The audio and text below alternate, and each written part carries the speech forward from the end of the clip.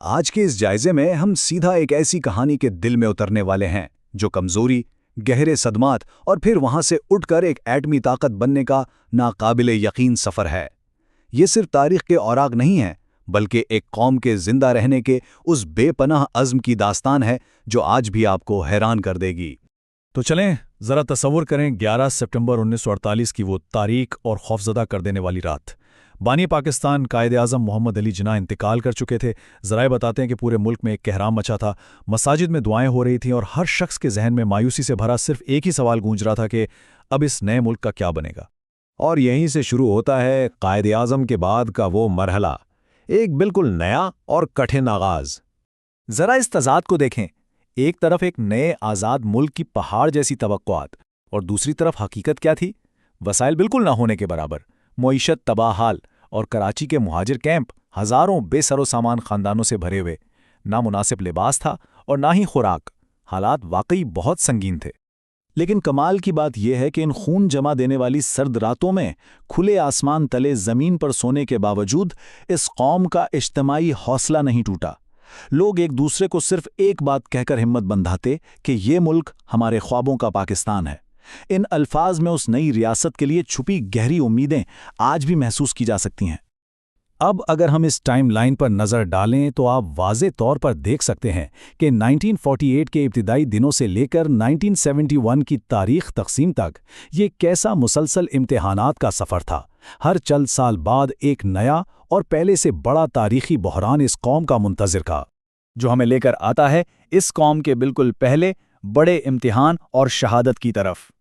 قوم ابھی بانی پاکستان کے غم سے نکلی ہی نہیں تھی کہ وزیر اعظم لیاقت علی خان نے آگے بڑھ کر یہ بھاری ذمہ داری اٹھائی اور اس خوف زدہ قوم کو ایک بہت پختہ یقین دہانی کروائی: ہم قائد اعظم کا خواب ٹوٹنے نہیں دیں گے۔ اب آپ خود سوچیں، ریاست کو بکھرنے سے بچانے کے لیے اس نئی انتظامیہ کو کس قدر تیزی سے کام کرنا پڑا ہوگا۔ ذرائع واضح کرتے ہیں کہ فوری طور پر نئے قانون بنائے گئے، سرکاری دفاتر قائم ہوئے اور فوج کو مضبوط کرنے کا کام شروع ہوا۔ یہ وہ ہنگامی قدم تھے جنہوں نے ملک کی بنیادوں کو گرنے سے بچا لیا۔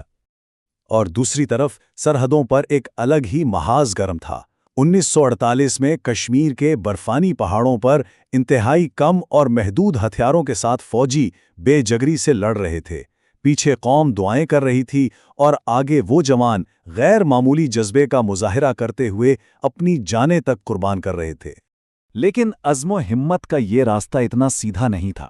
16 اکتوبر 1951 راولپنڈی کے ایک جلسے میں وزیر اعظم کی اچانک شہادت نے ملک کو ایک ہی لمحے میں دوبارہ اسی گہرے غم اور سیاسی عدم استحکام کے اندھیرے میں دھکیل دیا۔ لوگوں کو لگنے لگا کہ ان کے بڑے رہنما ایک ایک کر کے ان سے چھن رہے ہیں۔ یہاں سے ہم تاریخ کے ایک اور دور میں داخل ہوتے ہیں، 65 کی جنگ اور وہ حیرت انگیز قومی جذبہ۔ یہ دور ایک عجیب سی کشمکش کا شکار تھا۔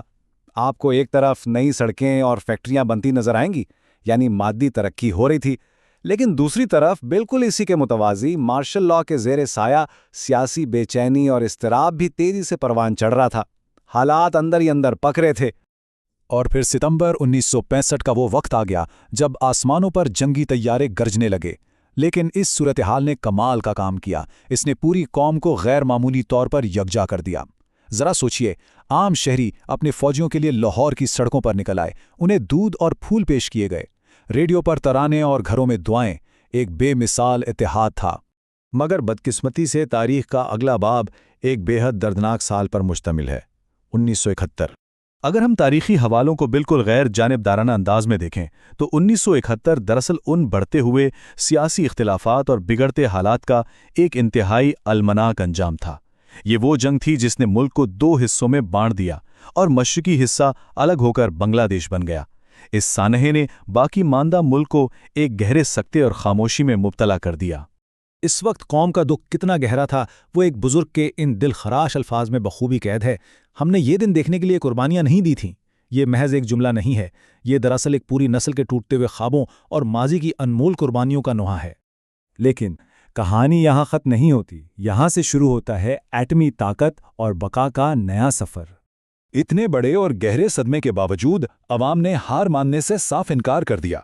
اس دکھ کو ایک زبردست عملی توانائی میں بدلا گیا۔ نئے شہر بسائے گئے، دفاع کو پہلے سے کہیں زیادہ مضبوط کیا گیا اور سب سے بڑھ کر ایک کامیاب ایٹمی پروگرام کی بنیاد رکھی گئی جس نے واقعی ملک کا مستقبل بدل کر رکھ دیا۔ اب لوگوں کی سوچ بدل چکی تھی۔ یہ پیغام واضح ہو گیا کہ مشکلیں ہمیں توڑ نہیں سکتی۔ دنیا نے بھی بالآخر دیکھ لیا اور تسلیم کر لیا کہ یہ ملک ایک باقاعدہ ایٹمی طاقت بن کر ابھرا ہے۔ ثابت ہو گیا کہ اتنی بڑی مشکلات اور بحران بھی اس قوم کا وجود ختم نہیں کر سکے۔ تو اس تاریخی سفر کی کہانی اب اپنا چکر پورا کر کے ایک انتہائی پرسکون رات تک آن پہنچی ہے۔ یہ ایک کمال کا علامتی منظر ہے جہاں ایک دادا اپنے پوتے کو اس قوم کی ان گنت قربانیوں کی یاد دلا رہے ہیں، اور دور سے گونجتی اذان اس بات کی گواہی دے رہی ہے کہ ملک کی بنیادوں میں شامل وہ قربانیاں آج بھی زندہ ہیں۔ اس پوری گفتگو کو سمیٹتے ہوئے اب ذرا اس بارے میں سوچئے گا کہ کس طرح ایک قوم کی تاریخ کے گہرے ترین نقصانات اور صدمات دراصل اس کے حتمی عزم اور ایک ناقابل شکست مستقبل کی بنیاد بن جاتے ہیں۔ یہ واقعی ایک ایسا سوال ہے جو ہمیں تاریخ کو ایک بالکل نئی زاویے سے سمجھنے کی دعوت دیتا ہے۔